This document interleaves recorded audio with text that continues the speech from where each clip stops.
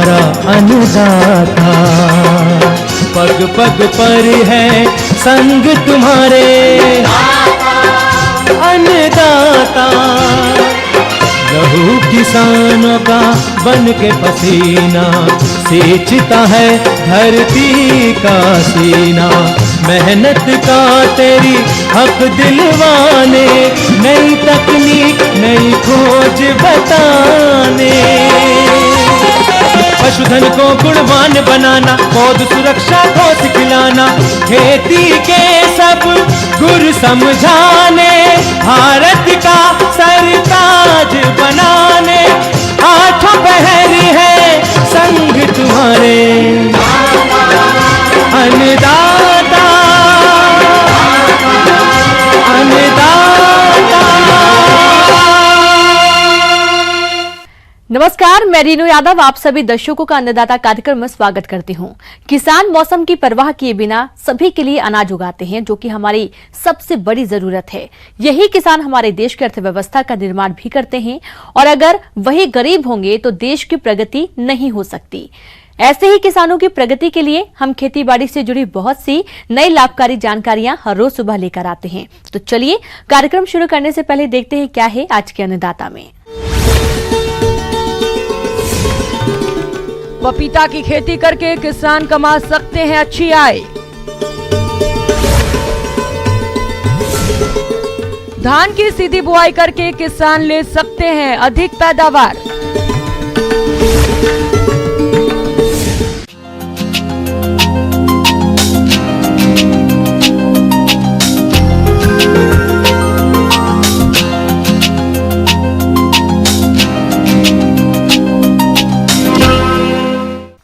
अपने राज्य में पपीता की खेती करके किसान अच्छी आय कमा रहे हैं, और इसी लाभ को देखते हुए जो किसान भाई पपीता का बाग लगाना चाहते हैं, वे पपीता की कौन कौन सी उन्नत किस्मों का चयन करें और किस प्रकार से करें इसकी खेती, इस बारे में उचित सुझाव दे रहे हैं डॉक्टर सुधांशु कुमार सिंह।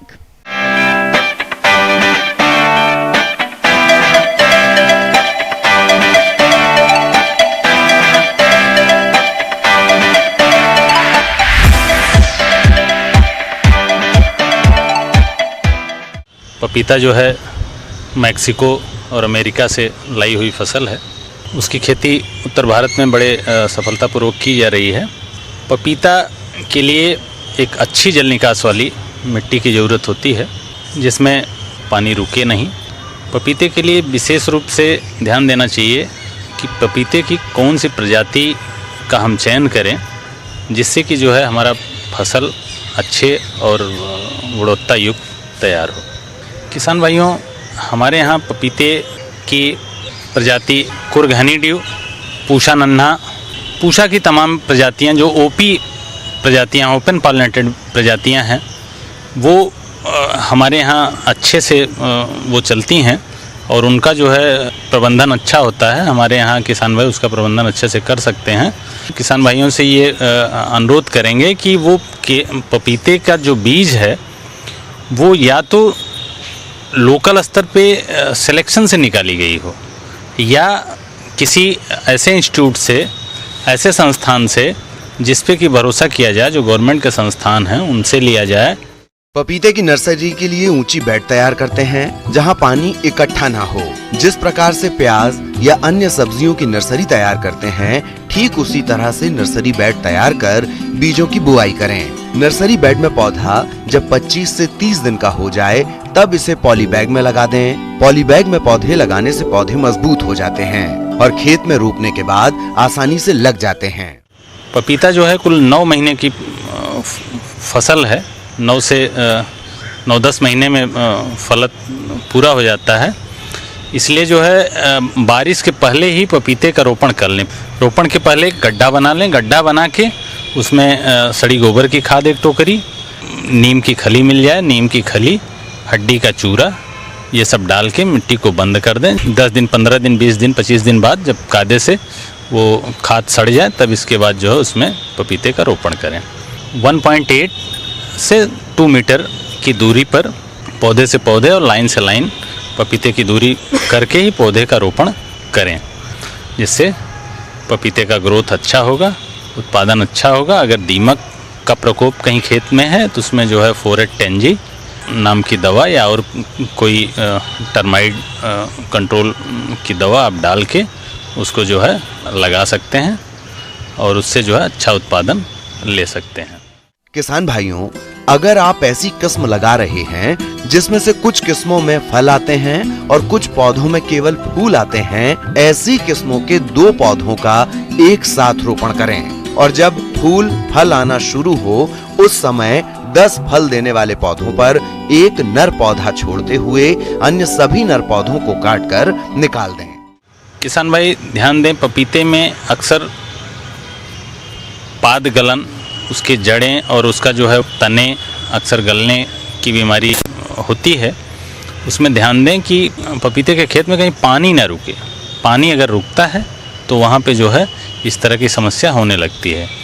इसके लिए ध्यान देना चाहिए, अगर ऐसा कहीं पानी 1 दिन 2 दिन रुक गया तो उसके लिए जो है किसी फंगिसाइड, कार्बेंडाजिम, कॉपर ऑक्सीक्लोराइड, इन सब का 2 से 3 ग्राम पर लीटर पानी में मिला के उसका घोल ज़मीन में डाल देते हैं, जिससे कि ये बीमारी समाप्त हो जाए और पौधे जो है हमारे स्वस्थ चलें। पपीते की मेन बीमारी किसान भाई जिससे बहुत परेशान रहते हैं वो है उसका पपीते का कर्ल, गुरचा रोग। पपीते की पत्तियां कर्ल कर जाती हैं। वो जो है वायरल डिजीज़ है, वो जो है उसको रोकना काफ़ी मुश्किल होता है। इसके लिए किसान भाई हमारे पपीते के खेत में अगर एक भी पौधे में अगर इस तरह की कोई बीमारी लगती है तो उस पौधे को तुरंत खेत से उखाड़ के उसको मिट्टी में दबा दें या कहीं जला दें। इसको करने से वो बीमारी एक से दूसरे में बढ़ नहीं पाती है। और किसान भाई हमारे जैविक दवाओं का भी प्रयोग कर सकते हैं।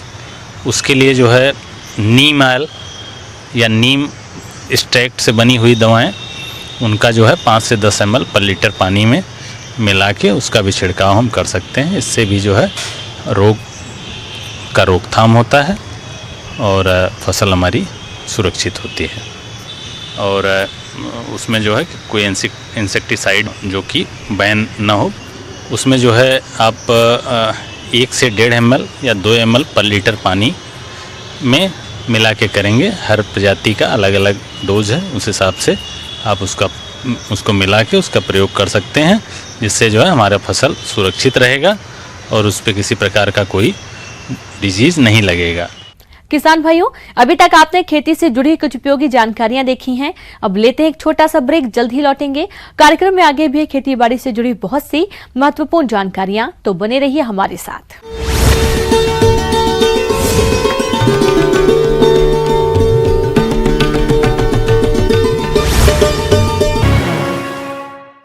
ब्रेक के बाद एक बार फिर से आप सभी दर्शकों का अन्नदाता में स्वागत है। अब रुक करते हैं अगली कड़ी की ओर।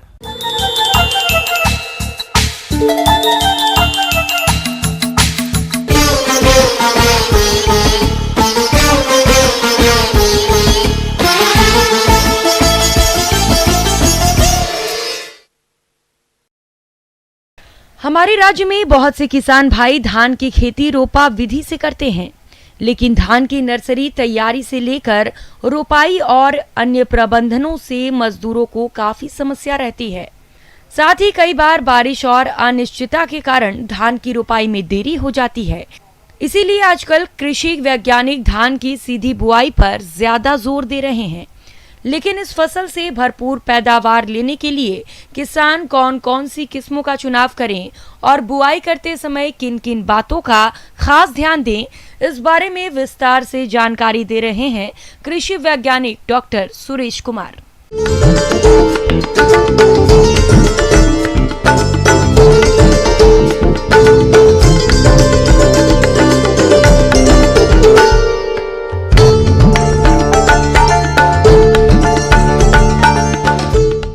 हमारे भारतवर्ष में लगभग 44 मिलियन हेक्टेयर पर धान की खेती की जाती है और इससे लगभग 120 मिलियन टन है वो धान का उत्पादन होता है। लेकिन ज़्यादातर जो ये धान की खेती है वो मैन्युअल की जाती है। किसान कद्दू करता है, खेत में पाड़े काटता है और उसके बाद में मैन्युअल रोपाई करता है पौध तैयार करके। लेकिन अभी फिलहाल जो ये लगातार कई सालों से ये क्रिया वो कर रहा है, जिससे कई चुनौतियाँ सामने आई है, जिससे जैसा कि जल स्तर का नीचे जाना। लेकिन उससे हम किसान की वो है कॉस्ट काफ़ी गुना ज़्यादा बढ़ रही है, क्योंकि डीजल की प्राइस है वो लगातार बढ़ती जा रही है। लेकिन अभी फिलहाल में आधुनिकीकरण के दौर में हमारे पास उचित संसाधन जैसे कि अच्छी मशीनें हैं जिससे हम धान की सीधी बिजाई कर सकते हैं। तो इसके लिए जो वर्तमान में जो अच्छी तकनीकियाँ हैं वो हमको धान को दो तरह से हम लगा सकते हैं। पहला हमारा जो तरीका है वो है धान की सीधी बिजाई करने का, कि वो सूखे में सीधी बिजाई करते हैं। बिजाई करने के लिए किसान भाई है वो DSR जो मशीन है उसका इस्तेमाल कर सकते हैं।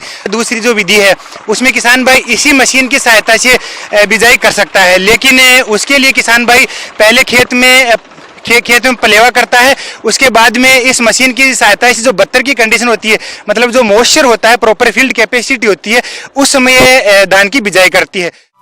किसान भाइयों, खेत को बिना तैयार किए धान की सीधी बुआई जीरो टिलेज मशीन से कर सकते हैं। लेकिन अगर आप सामान्य सीड ड्रिल से धान की बुआई कर रहे हैं तो खेत की एक बार गहरी जुताई करके 2 से 3 बार कल्टीवेटर से जुताई करें।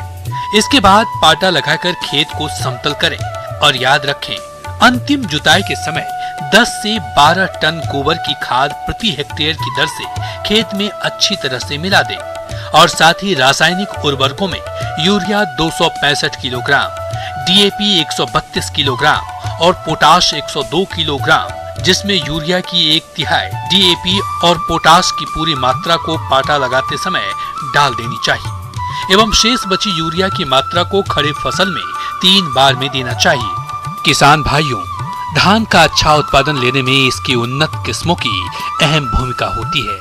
इसलिए कृषि वैज्ञानिकों ने क्षेत्र के अनुसार धान की कई उन्नत किस्मों को विकसित किया है। तो आपके क्षेत्र के लिए धान की कौन-कौन सी किस्में उपयुक्त हैं, आइए जानते हैं।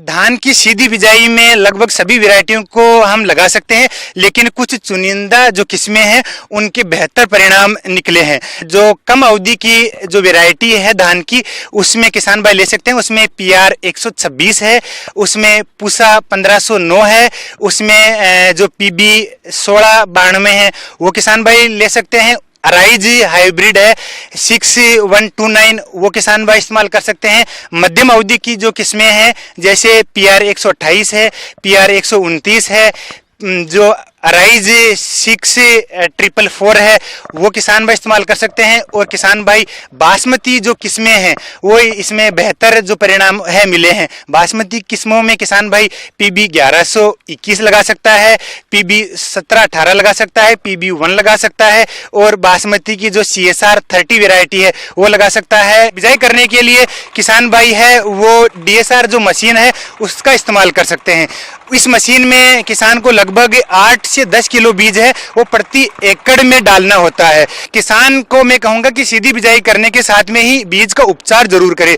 बीज उपचार के लिए किसान भाई सबसे पहले इसको 24 घंटे तक बीज को है वो पानी में भिगो कर रखे और भिगोने के साथ में ही यदि भिगोने के जो बीज होते हैं ऊपर आ जाए उन बीजों को हटा देना चाहिए और जो बीज नीचे पेंदे में बैठ जाए 24 घंटे बाद में उनको छांव में लगभग 1 घंटे सुखाना चाहिए। सुखाने से पहले उसको बीज उपचार जरूर करें। बीज उपचार के लिए 24 ग्राम है वो कार्बेंडाजिम प्लस मैनकोजेब प्लस 1 ग्राम है स्ट्रेप्टोसाइक्लिन का इस्तेमाल कर सकते हैं। इंसेक्टिसाइड के लिए जो गाचो है उससे बीज का है वो ट्रीटमेंट कर सकते हैं। तो किसान बीज के ट्रीटमेंट के बाद में खेत में सीधे इसको बिजाई कर सकते हैं। बुआई करते समय कतार से कतार की दूरी 20 सेंटीमीटर और बीज से बीज की दूरी 10 सेंटीमीटर रखना चाहिए। याद रखें, बीज की बुआई 4 से 5 सेंटीमीटर गहराई तक ही करें। बिजाई करने के बाद में उस पर अच्छी तरह से पाटा लगा देते हैं और उसके लगभग बिजाई करने के 20 दिन तक है किसान उसमें पानी नहीं लगाते हैं। 20 दिन पे पहला पानी लगाते हैं, जो जब धान अच्छी तरह से जर्मिनेट हो जाए और जो धान के पौधे अच्छी तरह से बाहर निकल आए। जब धान की जो सीधी बिजाई जो सूखे में की होती है उसमें किसान भाई उसको तुरंत पानी लगाएं। पानी लगाने के 24 घंटे बाद में यानी धान के बीजों के अंकुरण से पहले किसान भाई पेंडिमेथिलिन का स्प्रे करें। स्प्रे के लिए किसान भाई 1 से 1.5 लीटर पेंडिमेथिलिन का इस्तेमाल प्रति एकड़ के लिए कर सकता है। किसान भाइयों को मैं ये सलाह देना चाहूँगा कि इस आधुनिकीकरण के दौर में हमारे पास अभी अच्छी मशीनें उपलब्ध है जो किसान भाई कम लागत में है वो अच्छी फसल ले सकते हैं, क्योंकि जो धान की रोपाई है और जो धान की सीधी बिजाई है इसमें दोनों में लगभग उपज बराबर होती है, लेकिन खर्चा जो है वो धान की सीधी बिजाई में हम 15 से 20% तक है उसकी बचत कर सकते हैं।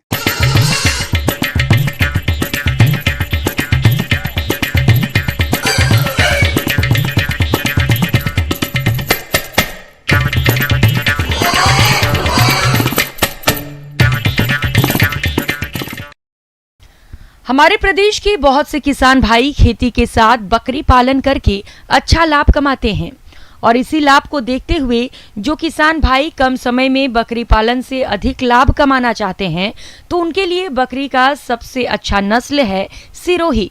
इसे किसान अपने स्तर पर आसानी से कम खर्च में पालकर अधिक मुनाफा कमा सकते हैं, परंतु जो किसान इसका पालन करना चाहते हैं वो इसे कैसे पहचाने, इसके अलावा इस बकरी की कौन कौन सी विशेषताएं हैं, इन सब के बारे में जानकारी दे रहे हैं पशु विशेषज्ञ एलन वर्मा।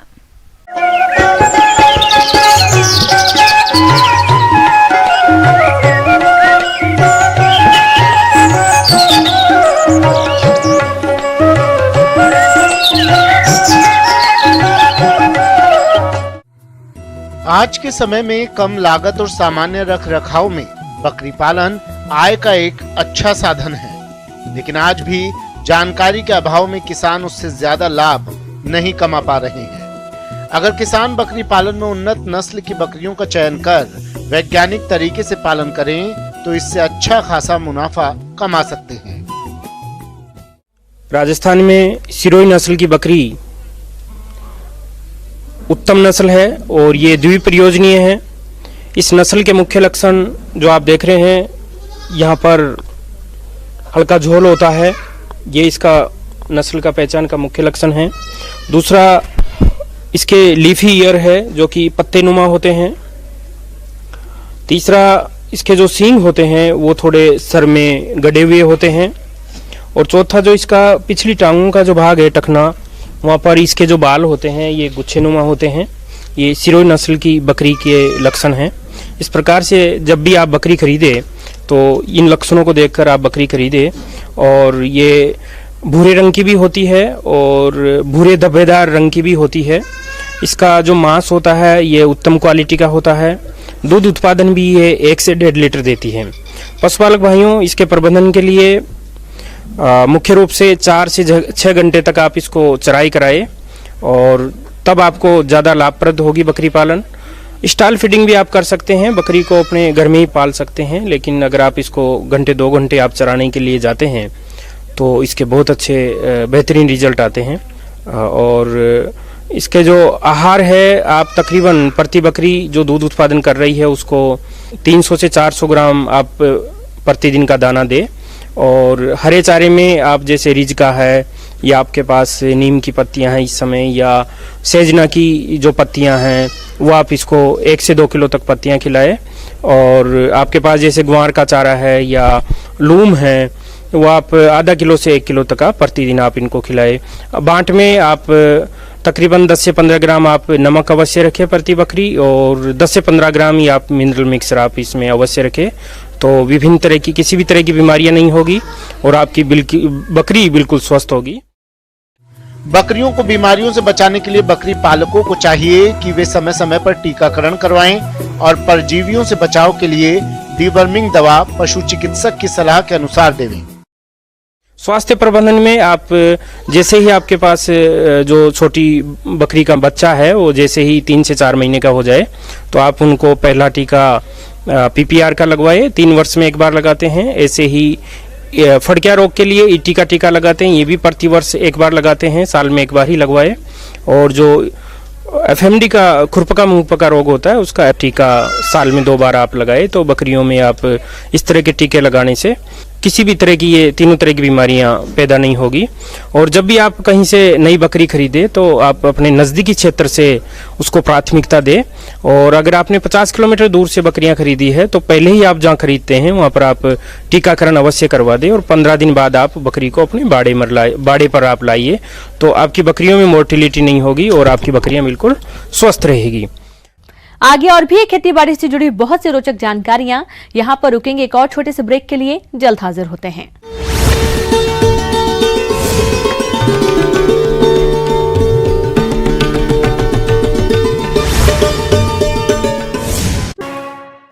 ब्रेक के बाद एक बार फिर से आप सभी दर्शकों का अन्नदाता कार्यक्रम में स्वागत है। बढ़ते हैं अगली प्रस्तुति की ओर।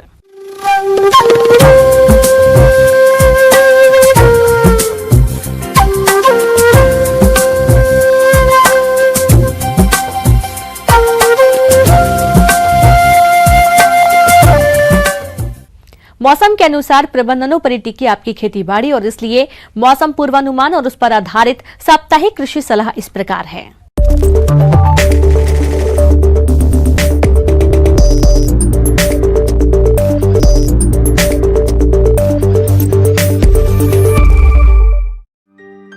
ग्रामीण कृषि मौसम सेवा, भारत मौसम विज्ञान विभाग, हनुमानगढ़ द्वारा भेजे गए मौसम पूर्वानुमान रिपोर्ट के आधार पर इन क्षेत्रों के किसान भाइयों को सलाह दी जाती है कि इस समय खेतों में कपास के पौधे अंकुरण से लेकर 3 से 4 सप्ताह के हो गए हैं। कपास के पत्तों पर लीफ माइनर, जिसमें कीड़े, टेढ़ी मेढ़ी सफेद नालियों जैसे लक्षण दिखाई पड़ते हैं।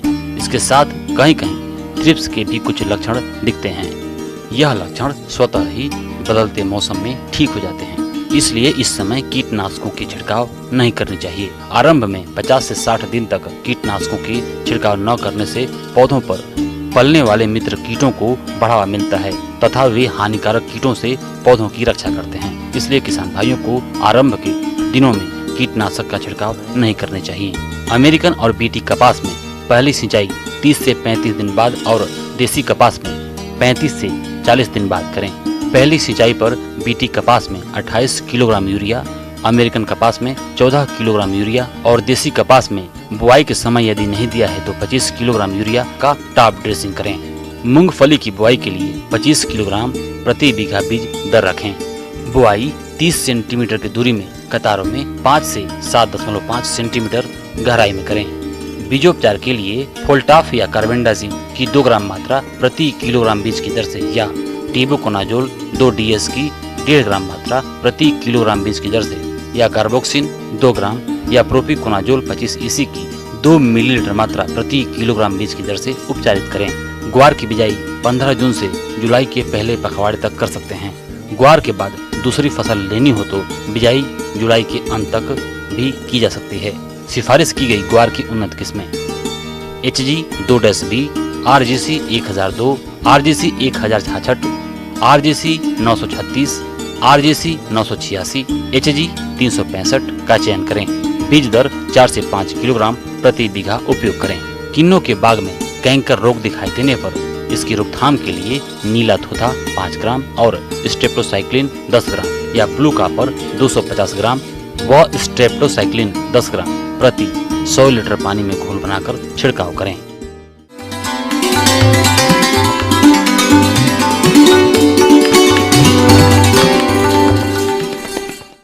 अन्नदाता हेल्पलाइन निशुल्क फोन संपर्क सेवा के माध्यम से आपके द्वारा पूछे गए प्रश्नों में से 1 या 2 महत्वपूर्ण प्रश्नों को हम अपने कार्यक्रम में शामिल करते हैं और इसी के तहत आज का चयनित प्रश्न और उसका जवाब इस प्रकार है।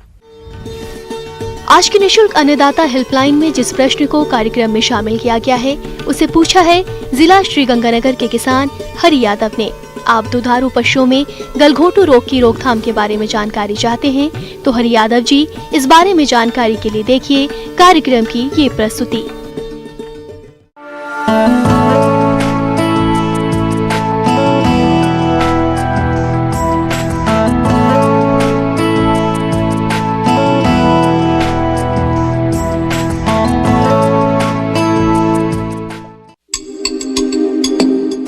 प्रदेश के जो किसान दुधारू पशुओं का पालन करते हैं, उनके लिए बरसात का मौसम काफी परेशानियों से भरा होता है, क्योंकि इस समय पशु सबसे अधिक संक्रमित रोगों की चपेट में आते हैं।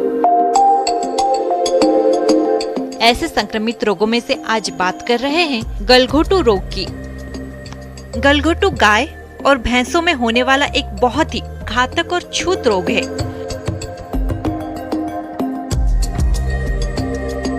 जो कि अधिकतर बरसात के मौसम में होता है। ये गायों की अपेक्षा भैंसों में अधिक पाया जाता है। ये रोग बहुत तेजी से फैलकर बड़ी संख्या में पशुओं को अपने चपेट में लेकर उनकी मौत का कारण बन जाता है, जिससे पशुपालकों को भारी नुकसान उठाना पड़ता है। इस रोग के प्रमुख लक्षणों में तेज बुखार, गले में सूजन आना, सांस लेने में तकलीफ होना और सांस लेते समय घर घर की तेज आवाज होना आदि शामिल है।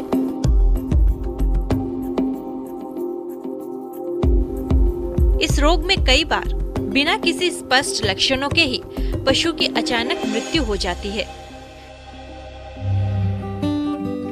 इस रोग से बचाव के लिए रोग निरोधक टीके लगाए जाते हैं। पहला टीका 3 माह के आयु में, दूसरा 9 माह की अवस्था में और उसके बाद हर साल ये टीका लगाया जाता है। ये टीके कई पशु चिकित्सा संस्थानों में निशुल्क भी लगाए जाते हैं। अगर पशु इस रोग के चपेट में आ जाए तो उसे अन्य स्वस्थ पशुओं से अलग रखें और तुरंत ही पशु चिकित्सक को दिखाना चाहिए। सही समय पर उपचार दिए जाने पर रोगग्रस्त पशु को बचाया जा सकता है। किसान भाइयों, अन्नदाता आपकी सेवा के लिए संकल्परत है। कृषि संबंधित समस्या एवं सुझावों के लिए आप हमें इस पते पर संपर्क कर सकते हैं। प्रोड्यूसर अन्नदाता news 18 Rajasthan, Ramoji film city Hyderabad 501512। साथ ही आप हमें ईमेल भी कर सकते हैं। हमारा ईमेल है p18annadataraajasthan@nw18.com। और इसके अतिरिक्त आप हमें निःशुल्क हेल्पलाइन नंबर 180041922155 पर सोमवार से शनिवार सुबह 10 से शाम 4 बजे के बीच संपर्क कर सकते हैं। किसान भाइयों, अब समय हो रहा है आपसे विदा लेने का, तो हमारी अन्नदाता टीम को दीजिए इजाजत। कल फिर आपसे मुलाकात होगी कृषि संबंधित कुछ और महत्वपूर्ण जानकारियों के साथ। नमस्कार।